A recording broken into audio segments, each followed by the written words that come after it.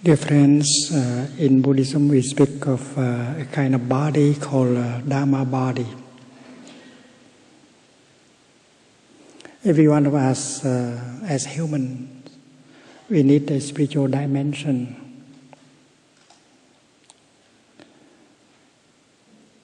Without a spiritual dimension, it's difficult for us to confront, to solve the difficulties that present themselves in our daily life.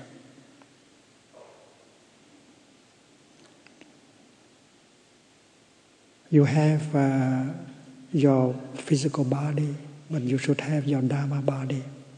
Your Dharma body is your spiritual practice. In the Buddhist tradition, if we have a good practice, we are no longer afraid because we know how to deal with the difficulties that present themselves every day.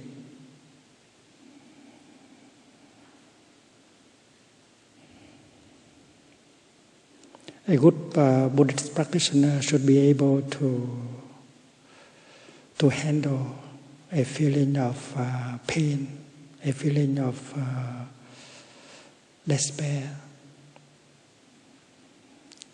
A good practitioner should be able to handle a strong emotion like fear, anger, hate. A good practitioner should be able to generate a feeling of joy and happiness whenever she wants. A good practitioner should be able to use the practice of deep listening, compassionate listening, and gentle speech in order to restore communication and reconcile. All these things are recommended by the Buddha.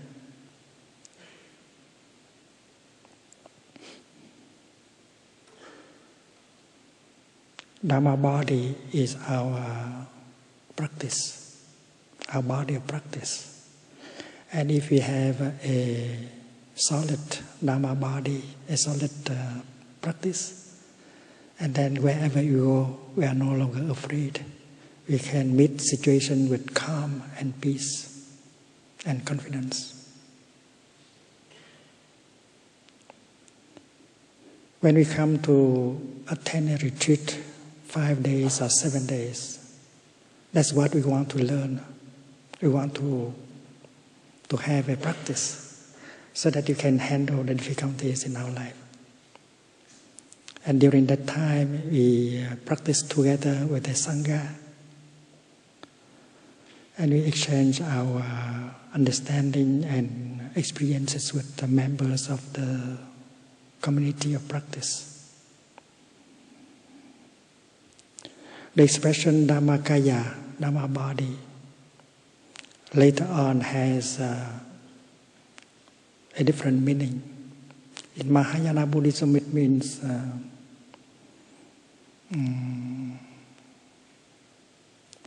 the wonders of life. In Buddhism, we do not speak about God and the kingdom of God, but we do speak about the Dharmakaya. And the blue sky, the beautiful river, the mountains, the flowers are all expression of the Dharmakaya.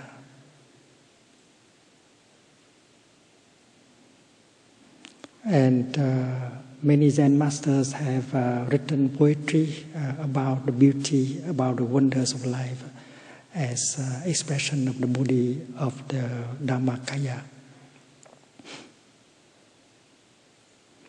When you contemplate a flower like the one in front of us, if we have enough mindfulness and concentration, we can get in touch deeply with the flower. And we can recognize that the flower belongs to the realm of the Dharmakaya. In the Christian tradition, we can say that the flower belongs to the kingdom of God. It is a wonder.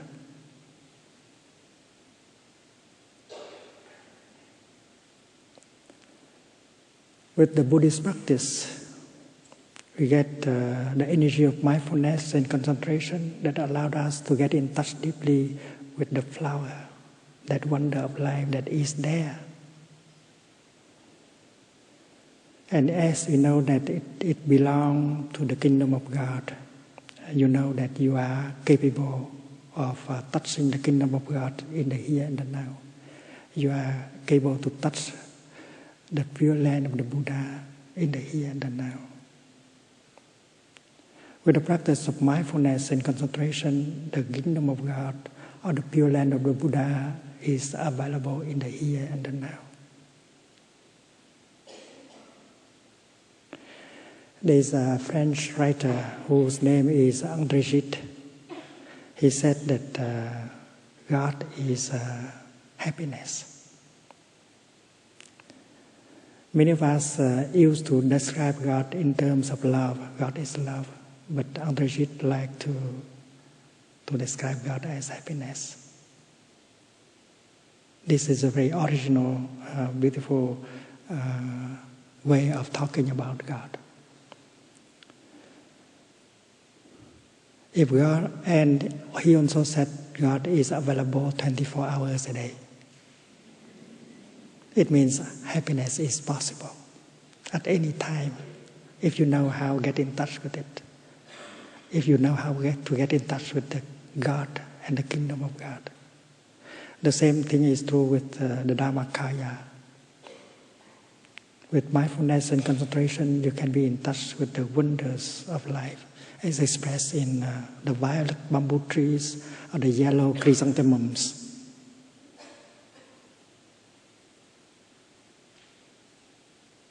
If God is available 24 hours a day, and then His kingdom should be available 24 hours a day also. And how to get in touch with the kingdom?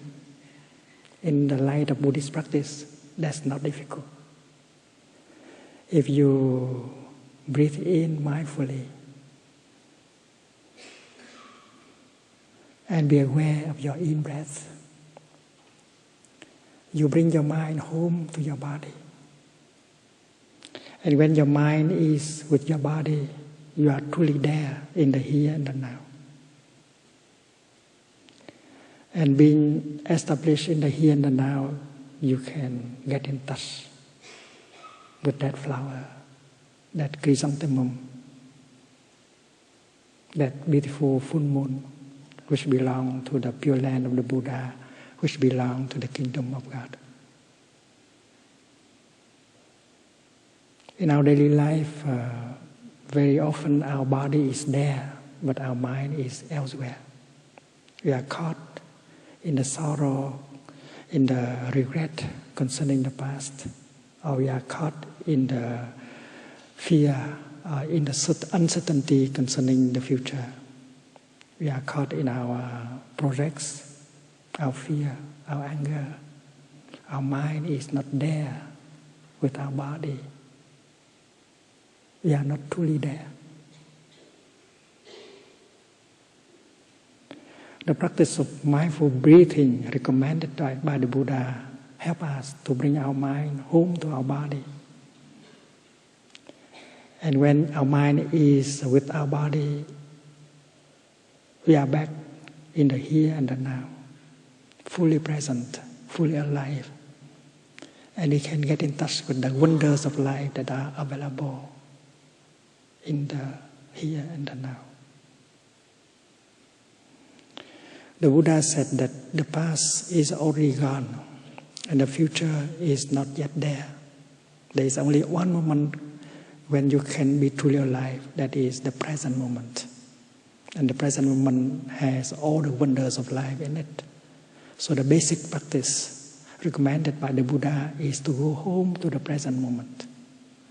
And that can be done just by one in-breath or one step made in mindfulness. The practice of mindful breathing, the practice of mindful walking are not too difficult. And they allowed us to go home to the here and the now in order to live deeply every moment given to us to live. When we breathe in mindfully, breathe out mindfully, or when we walk mindfully with every step, we generate the energy of mindfulness.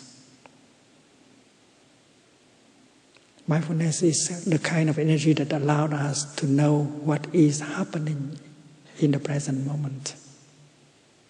And mindfulness is always mindfulness of something. When you breathe in mindfully, and that is mindfulness of breathing. When you drink your tea mindfully, that is mindfulness of drinking. When you walk mindfully, that is mindfulness of walking. And when we do things mindfully, we are always in the here and the now, and we are living deeply every moment of our daily life. And that is the basic practice recommended by the Buddha.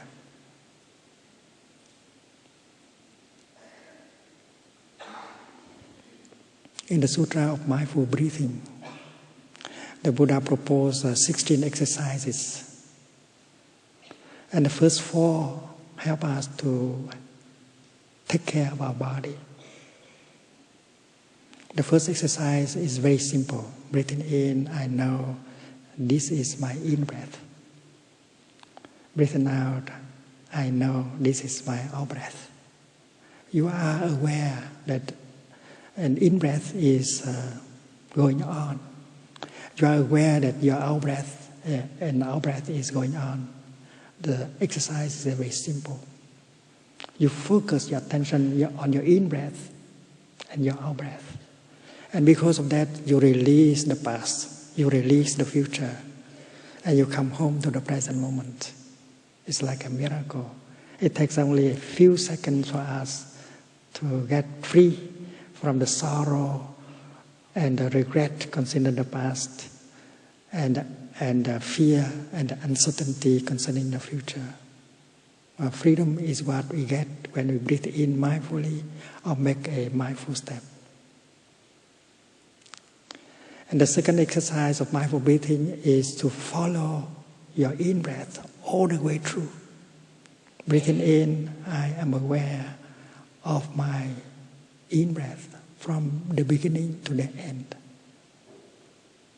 Breathing out, I follow my out-breath from the beginning to the end. It means that you are fully concentrated on your in-breath and your out-breath, and you release everything else.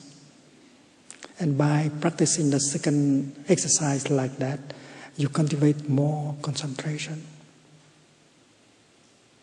And mindfulness and concentration always bring insight. And insight has the power to liberate, to set you free. And insight or enlightenment is not something very far away. You can get it in a few seconds also. Suppose you breathe in mindfully. And while breathing mindfully, you notice that you are there, alive. Because a person who is already dead does not breathe in anymore. And because you are breathing in and you are aware that you are breathing in, you know that you are alive. And to be alive is a miracle. And just breathe in and you touch the miracle of being alive. And when you breathe out, you have the time to celebrate the fact that you are alive. And to know that you are alive is already an insight. And that is brought to you by mindfulness of breathing. And you can enjoy your in-breath and out-breath. Breathing in, you don't have to make any effort. You don't have to struggle to fight with your in-breath. You just allow yourself to breathe normally. You just pay attention to your in-breath. And those of us who practice mindful breathing, we feel wonderful breathing in. We enjoy breathing in and breathing out. Whether we are in a sitting position or in a lying position or in a walking meditation, breathing in and out mindfully can bring a lot of joy. It's a pleasant. And if while breathing in you suffer, breathing out you suffer, well, you know that your practice is not correct. Life is already full of suffering. Why do you have to suffer more by practicing Buddhism?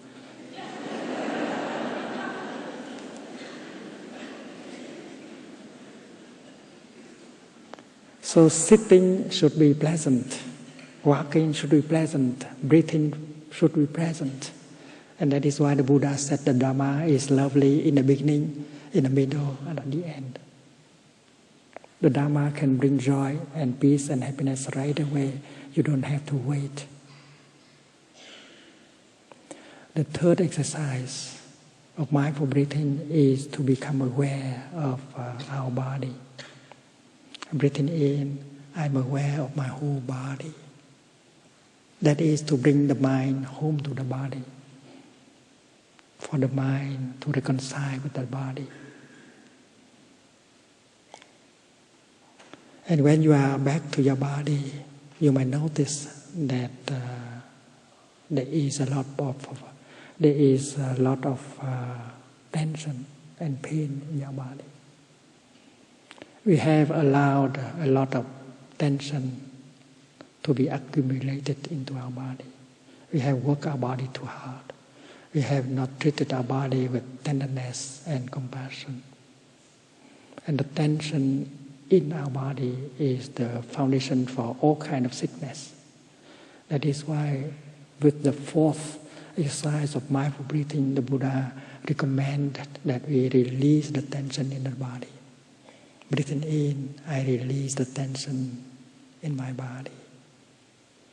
In a sitting position like this, or in a lying position, you can always allow the tension to be released by breathing in mindfully, breathing out mindfully.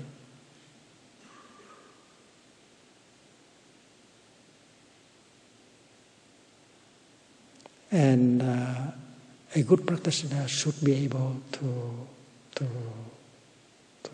to do that, to make use of these exercises in order to take care of his or her body. Sitting on a bus, you might like to practice mindful breathing and release the tension and then enjoy what is happening in the present moment. With the fifth exercise of mindful breathing, a practitioner can recognize a feeling of joy, a feeling of, or she can generate a feeling of joy. And with the sixth exercise, he can generate a feeling of happiness. According to the Buddhist teaching, a practitioner should be able to generate a feeling of joy or a feeling of happiness whenever she wants. And how? The teaching of the Buddha is very clear. You use the techniques of mindfulness and concentration and release in order to bring joy and happiness. When you breathe in mindfully, you bring your mind home to your body, and you establish yourself in the here and the now. And because of that, you recognize that there are so many conditions of happiness that are already available in the here and the now.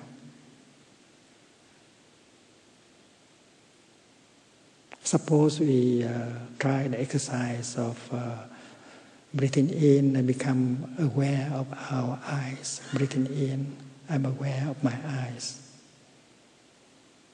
We use the energy of mindfulness to recognize the existence of our eyes.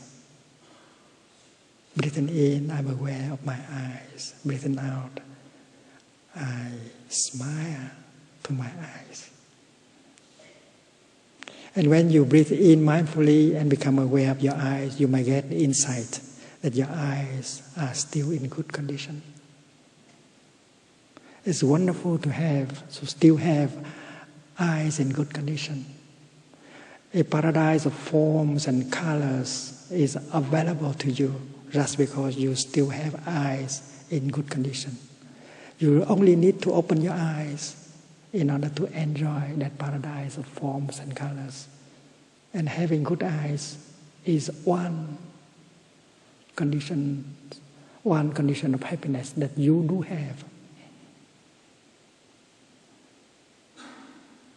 And you might like to continue. Breathing in, I'm aware of my heart. Breathing out, I smile to my heart. And this is recommended by the Buddha in the Sutra on the contemplation of the body in the body. The Buddha say, suppose there is a farmer who goes up to the cellar and bring down a bag of seeds. And he opened one end of the bag and allowed all the seeds to flow in the bag to flow on the floor. And with eyes still in good condition, he recognized every kind of seed that flow on the floor. This is the seed of kidney bean, this is the seed of corn, this is a seed of mung beans, etc. So the practitioner does the same thing. Using mindful breathing, he recognizes his eyes, smile to his eyes, and goes down, recognize nose, tongue, lungs, heart, kidney, liver. It's like scanning the body with the energy of mindfulness. In our hospitals, we have a scanner using X-ray. But in the Buddhist practice, we use the ray of mindfulness in order to scan our body, to visit all parts of our body, and to smile to it. That help to release the tension, that help to heal. So breathing in, I'm aware of my heart. You use the energy of mindfulness generated by the practice of mindful breathing in order to recognize the presence of your heart. And you might get the insight right away that your heart still functions normally. And that is good news. Because that those of us who do not have a normal heart like that, they can be subjected to a heart attack at any time. And the deepest desire is to have a normal heart like ours.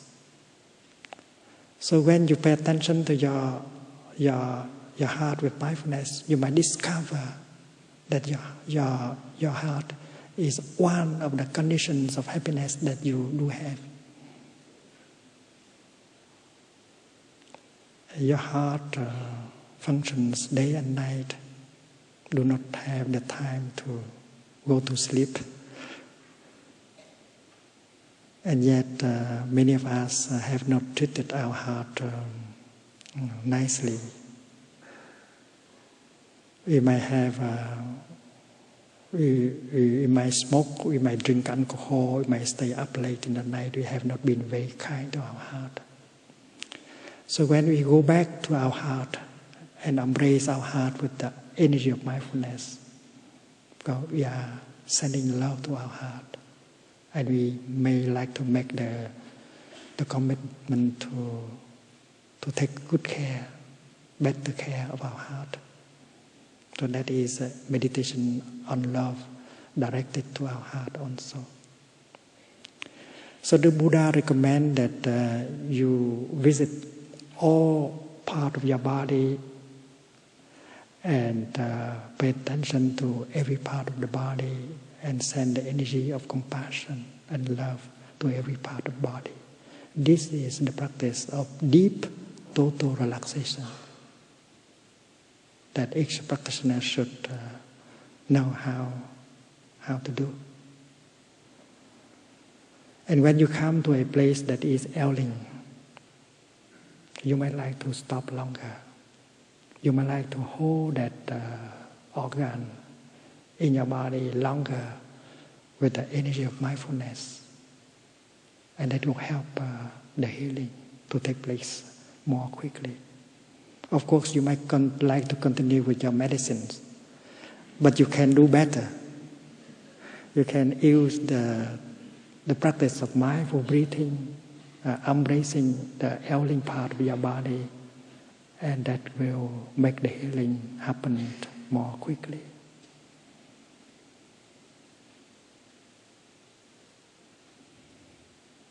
So when we practice visiting all parts of our body, we can recognize there are so many conditions of happiness that are there within us. And when we touch the environment, we recognize other conditions of happiness. And mindfulness allowed us to recognize the fact that we do have more conditions, more than enough conditions to be happy right here and right now. We do not have to run into the future and look for more conditions of happiness. One of the basic teachings of the Buddha is you can be happy and joyful right in the here and the now. Hiện Pháp lạc trú. The Sanskrit expression is Drishta Dharma Sukha Vihara. Dwelling, living happily right in the present moment. That day, the businessman Anattapanika, together with 500 businessmen, came to visit the Buddha. And the Buddha knew that the businessmen think a little bit too much about the future. So on that day, he gave a discourse on how to be happy right here and right now. Many of us sacrifice the present for the sake of the future. Many of us do not have the capacity to live deeply the moment present. And we believe that happiness is possible only in the future. But the teaching of the Buddha is that you don't have to go to the future and seek for happiness. Happiness is available, is possible in the here and the now. Just breathe in mindfully and go home to the here and the now, and you recognize that you will see that you have more than enough conditions to be happy already. The French have a song, Qu'est-ce qu'on attend pour être heureux? Why do you have to wait? You can be happy right now. So the practitioner coming home to the here and the now recognize all the wonders of life available in the here and the now. And she recognized that there are so many conditions of happiness that are already available. And she can generate a feeling of joy. She can generate a feeling of happiness right away. Because she needs nourishment and healing. And according to the teaching and the practice of Buddhism, you should know how to generate a feeling of joy, a feeling of happiness for your nourishment and healing. Because later on, you may have to handle a painful feeling or a painful emotion. So the fifth exercise and the sixth exercise is to generate a pleasant feeling, a joyful feeling, a happy feeling. And we can do that for ourselves, and we can help our partner, the other person, to do that. And then the seventh exercise of mindful breathing is to recognize a painful feeling, a painful emotion. Many of us do not know how to handle a painful feeling, a painful emotion. And many young people believe that in order to end the suffering caused by a strong emotion, the only way is to go and kill themselves. There's so many young people committing suicide in our society.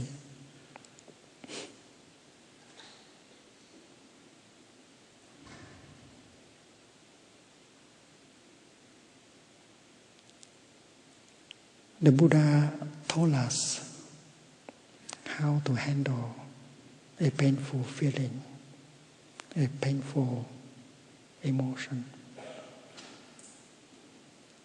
He said, suppose someone is hit by an arrow. There is pain in the body. And suppose a few minutes later, a second arrow come and strike exactly at the same spot. And the pain not only double, it can be 100 times more intense. So we should try to avoid the second arrow to come and strike us.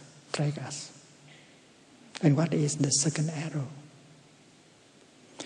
When there is some physical pain, with mindfulness or breathing, we recognize it is a physical pain and do not exaggerate. Do not allow fear, anger to come and magnify the pain. If we allow fear, anger, revolt to come, we suffer much more, and that is the second arrow. And this is what the Buddha recommends. It may be a minor pain that you can handle. And with mindfulness and concentration, you recognize things as they are, and you do not exaggerate. And we should train in order to to follow this practice.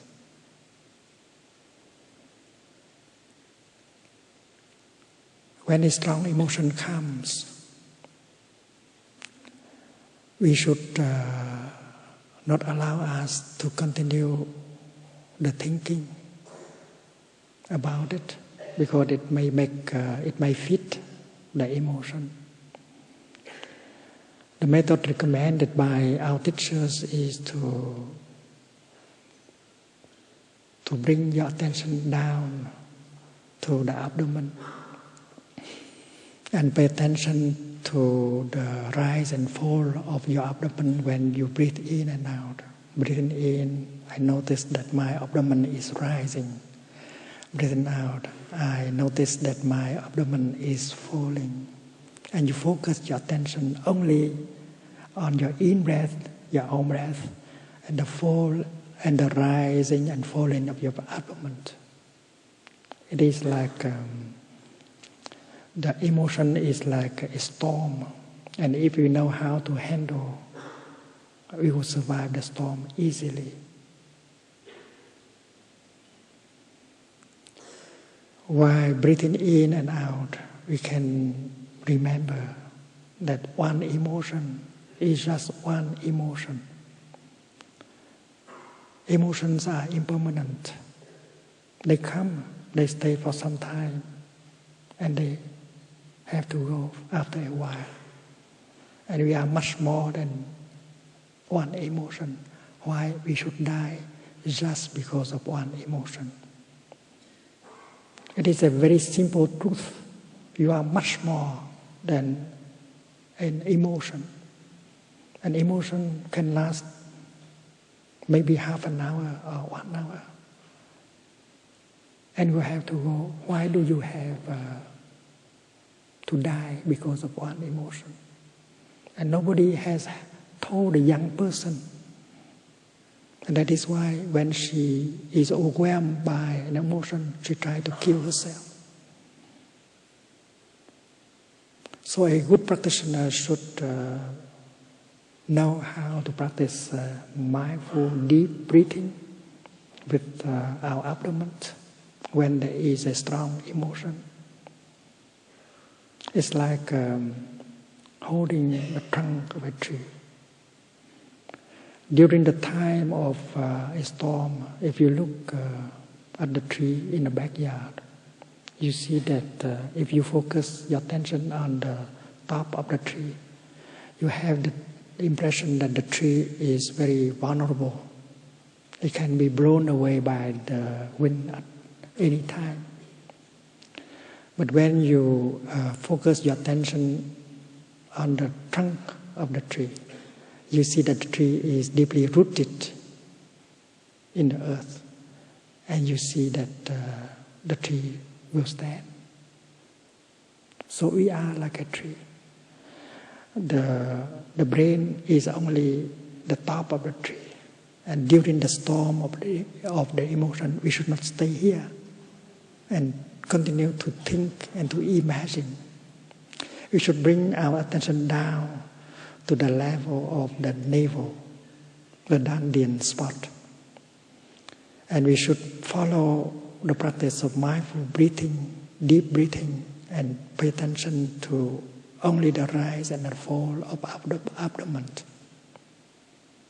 And we feel safe, and the emotion cannot do anything to us. There's only one thing to remember: an emotion is just an emotion. I know how to handle an emotion. But we do not wait until we have an emotion, a strong emotion, in order to begin learning. We will forget. That is why we had to begin the practice right now. And if we practice 2 weeks, 3 weeks, every time 5-7 minutes, and then we use to the practice of mindful deep breathing. And next time when a strong emotion comes, we will certainly remember to practice. And after we have survived an emotion, we have confidence in the practice. We tell ourselves that next time when the strong emotion comes, we will do just that. And you can help our children to do it too. You can hold the hand of your little boy or little girl and you say, darling, let us breathe together. Breathing in, I notice that my abdomen is falling, is rising. Breathing out is falling. And you channel your mindfulness to the child. And you teach him, to teach her to breathe deeply and stop the thinking and pay attention only to the rise and fall of the abdomen.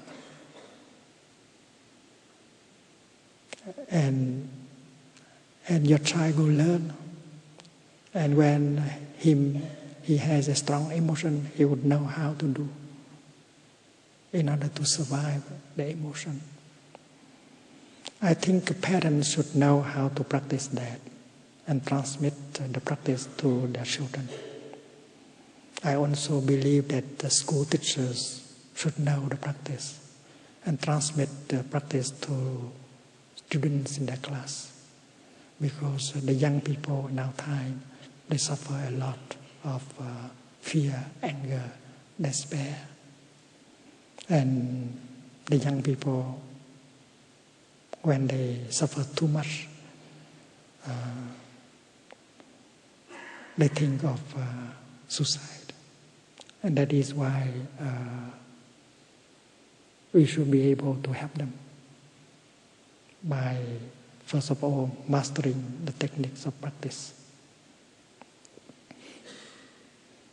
So the seventh exercise of mindful breathing is to recognize a painful feeling, a painful emotion.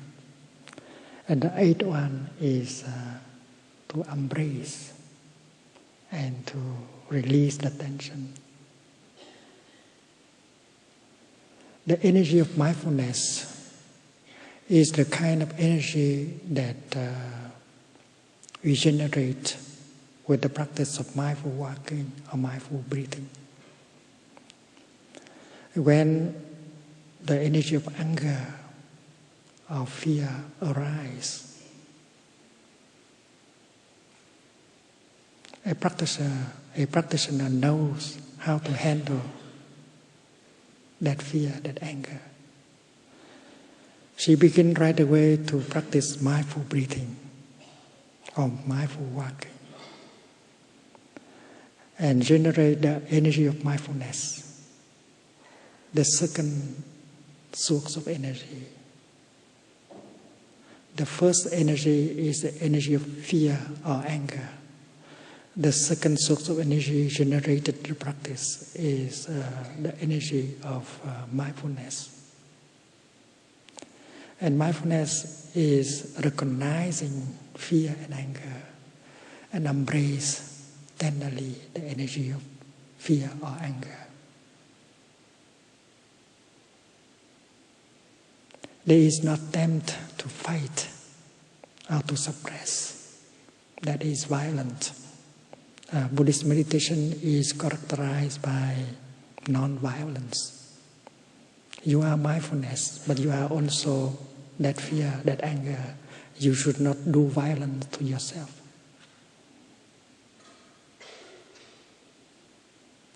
A mother working in the kitchen, hear the baby crying.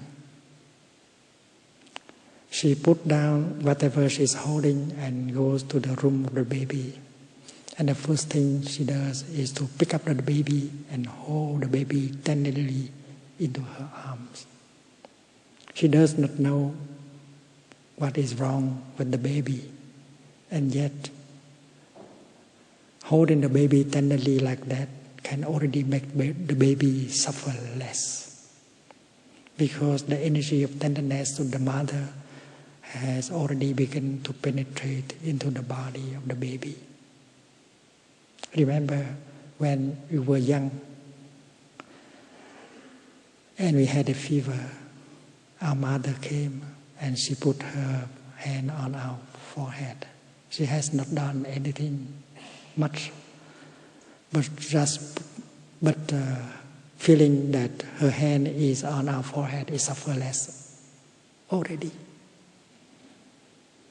So this is exactly what a practitioner should do when fear or anger arises. We should not allow fear or anger to overwhelm us. We should do something. And that something is to practice mindful breathing, mindful walking, in order to generate the energy of mindfulness. And that is the mother holding the child. The energy of mindfulness and concentration is the mother recognize the suffering of the baby and hold the baby in her arms. Although we don't know what is the root of our anger or fear, but just recognizing and holding tenderly our fear, our anger, that can already bring some relief. You are in a sitting position or walking position, you continue your practice of generating the energy of mindfulness and concentration, and you can handle, you can take care of your anger. My dear little anger, my dear little fear, I know you are there. I will take good care of you. There is no attempt to fight or to suppress. There is a willingness to recognize, to embrace, and to relieve the suffering. And the teaching of the Buddha